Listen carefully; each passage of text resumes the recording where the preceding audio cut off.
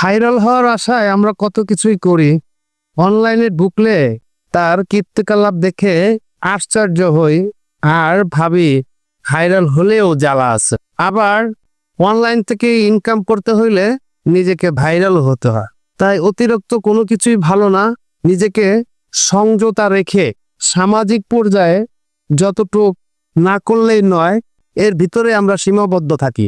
এর অতিরিক্ত করতে গেলে বাস্তব জীবনে নেমে আসবে কঠিন অন্ধকার।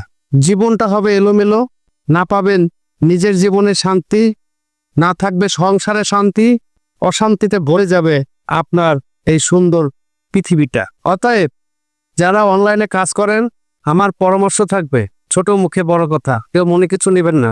সবার মেধা, সবার বুদ্ধি, সবার চিন্তা এক না।